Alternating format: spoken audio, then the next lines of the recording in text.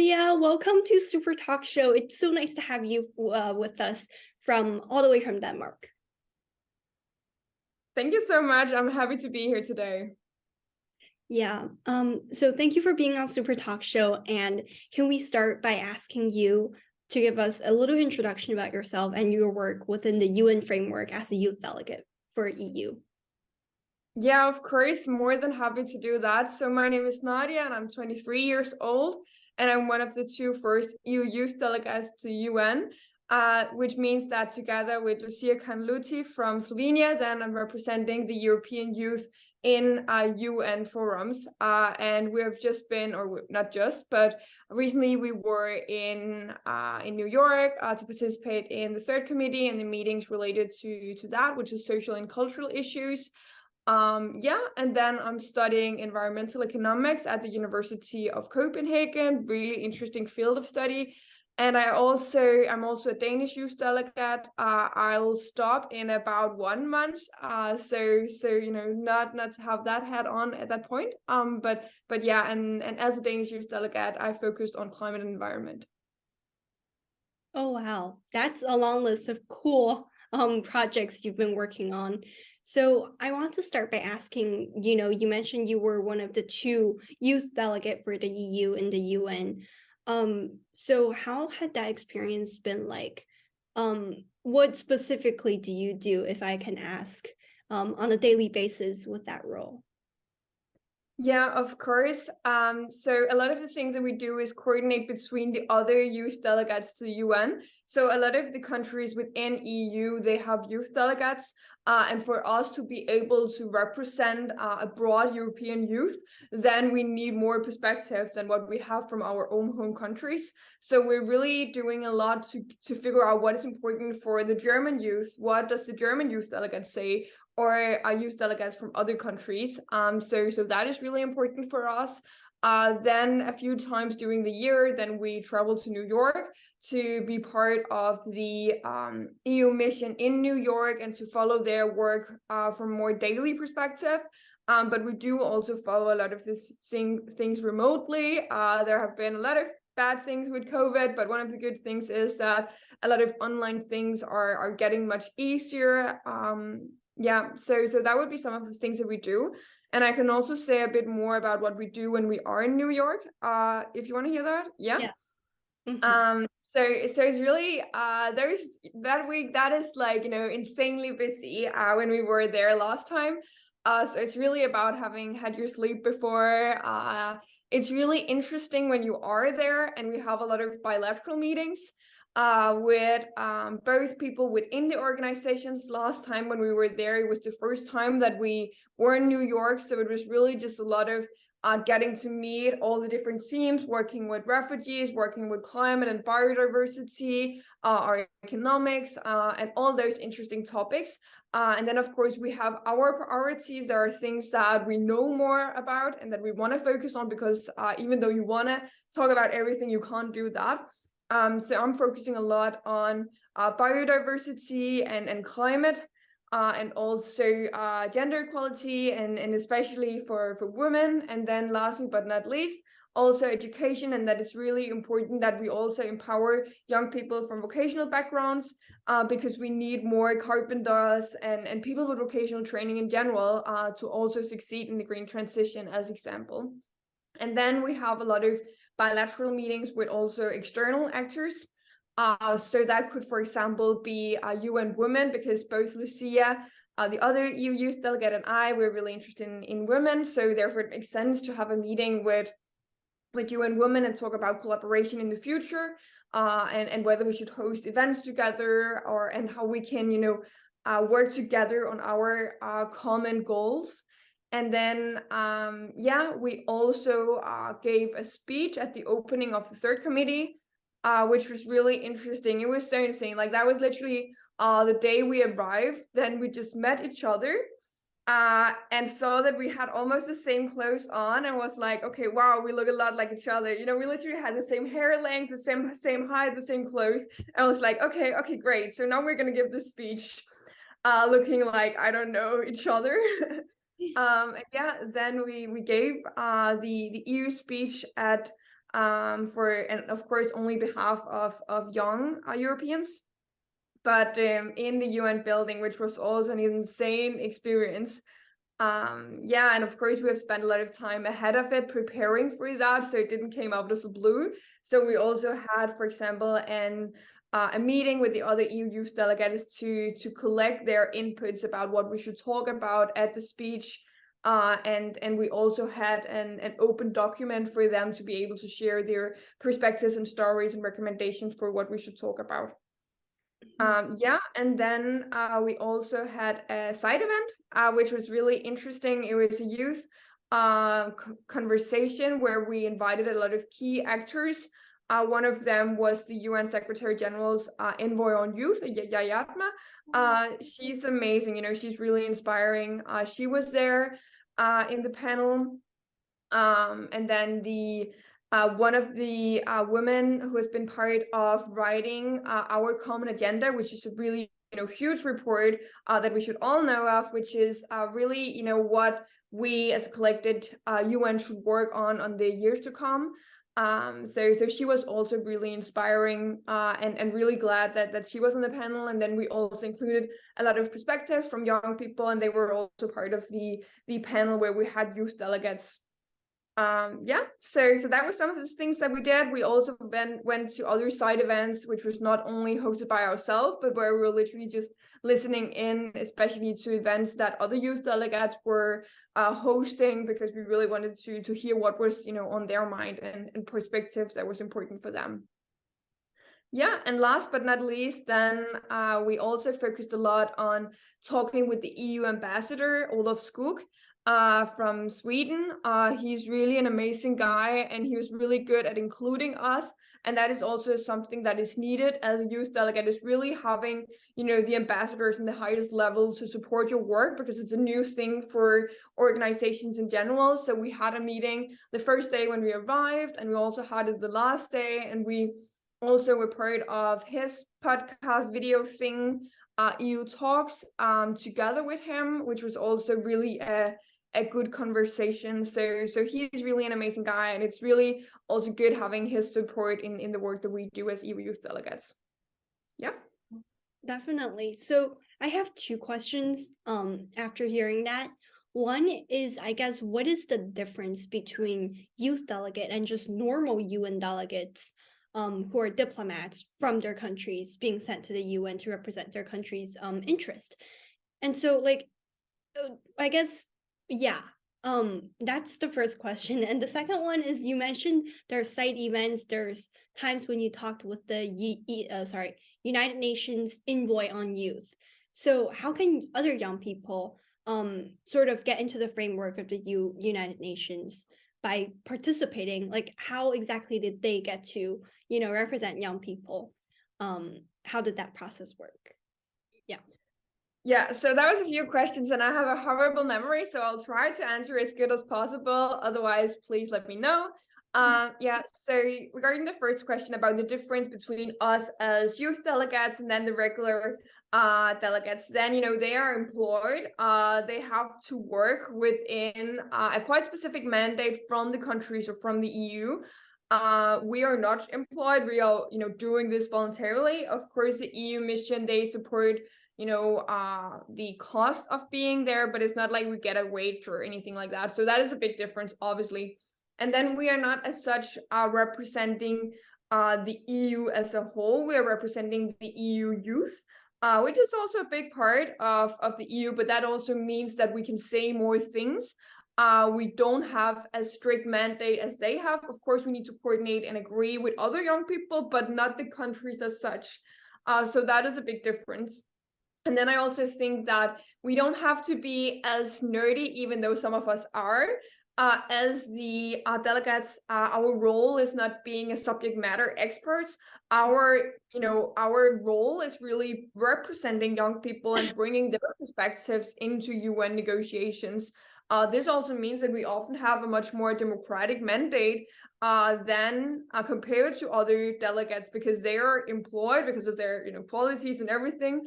But we are often directly or indirectly elected by young people. And that also leads me to the second part of your question, which is really, how do we get there? And I think, first of all, there are so many ways of being involved, both in your local community, but also in UN agendas. And being a youth delegate is not the only thing. But to maybe just give you my story, how to get into this, then I actually used to be in youth politics because I was interested in climate and environment. And then there was an open call for national delegates in Denmark 3 years ago, where they were searching for youth delegates. And they have had the program for a long time. And there are currently 8 Danish youth delegates for different subject matters. And as I was really interested in climate and biodiversity, then that was obviously the mandate that I applied for. And then I got elected as a Danish youth delegate, and then I was that for a bit more than 2 years, and still are. I kind of got re-elected for a short period of time because someone was ill, which was not, I was actually only supposed to be EU youth delegate now, but why not help out doing a bit more because it's interesting. And then when the EU started having the program with UN youth delegates, then they had an open call where all the national youth councils, they could nominate one. And that was also the Danish Youth Council, who had an agreement with the Danish Ministry of Foreign Affairs. And that was how the Danish youth program is. And that was also it, that, the EU mission in New York, they also collaborated with the national youth councils, because they are really the one having the touch with young people. So that also leads me to my recommendations. It's not everyone who can be youth delegates, because there really are a limited number. Of course, I would encourage everyone to apply for being a youth delegate if their country have it, and also advocate for getting their countries to have youth delegates. Definitely recommendations, because it's so nice being this. But there are also so many other opportunities. For example, if you're interested in climate like I am, then there is something called Youngo, which is UNFCCC, the UN climate work, their youth part. That is something where you could literally just join one of their calls and be involved in their work. In the beginning, it's probably remotely, but if you get certain positions or something like that through them, then it's probably also possible to participate in COP28 or something like that, which is a climate conference taking place next year.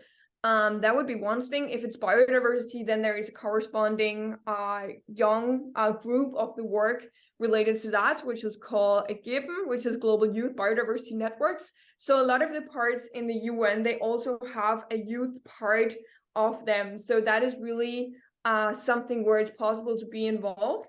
That being said, then I think it's important, as young people engaged in the UN, to not only focus about the work in the UN, because if you are there, then you also need to be aware of young people's perspectives in your local communities. So really getting out and inspire young people who are not already engaged in the UN and sustainability in general is really something that is important. Before I was youth delegate, I was also SDG ambassador, which meant that I was going out to high schools or primary schools and teach young kids about the Sustainable Development Goals. And that was really something that also gave me the fundament for being a youth delegate. So always important to remember your local community. Wow, definitely. So you were actually a Sustainable Development Goal ambassador for the UN before that. It was not for the UN.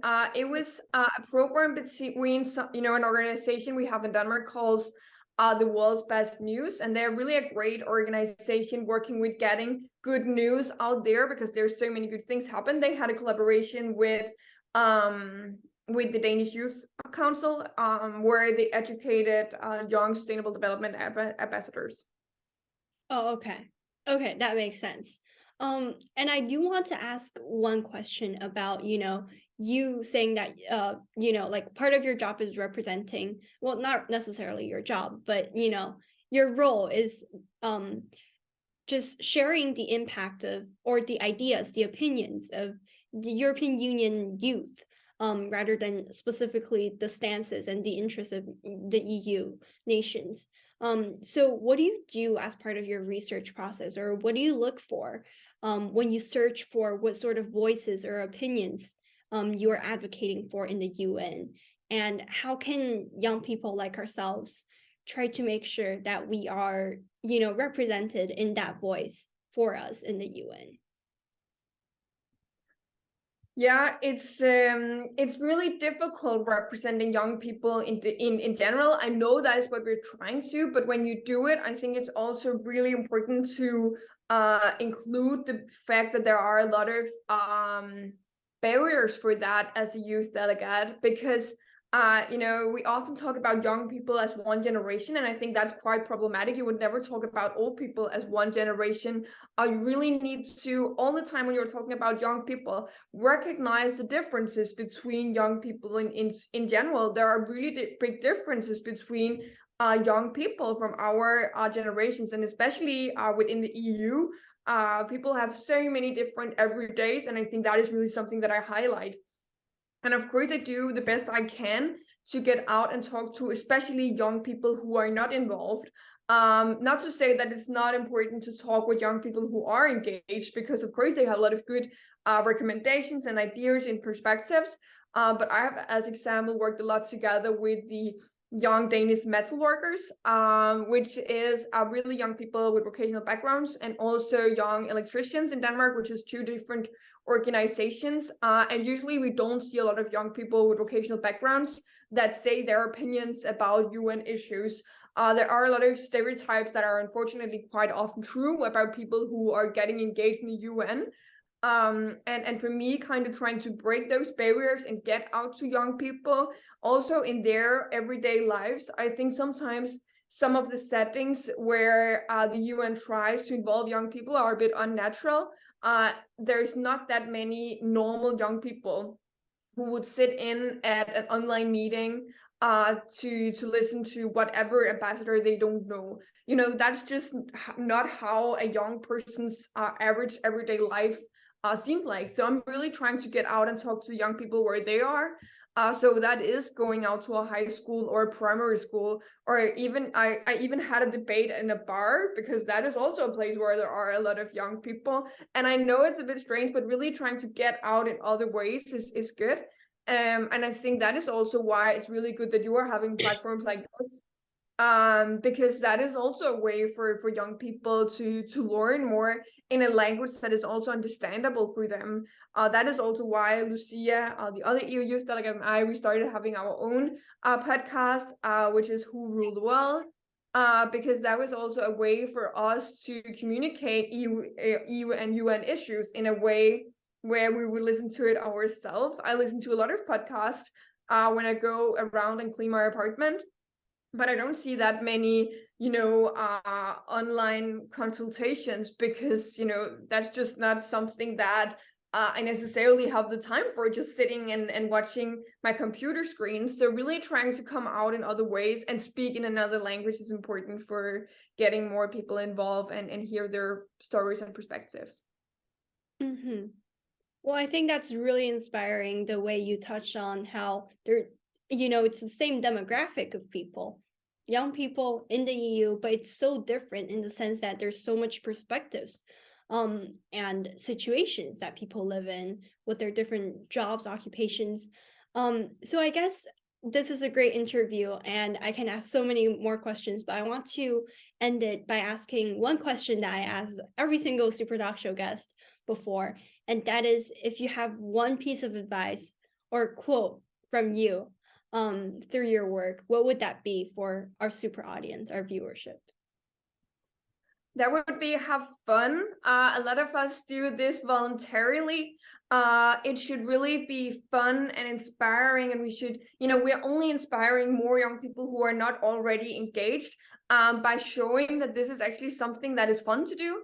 So that is really enjoy your life, take care of yourself. We're really a generation where we see a lot of young people being stressed. So remember to take care of yourself and have fun while trying to have a positive impact on the world.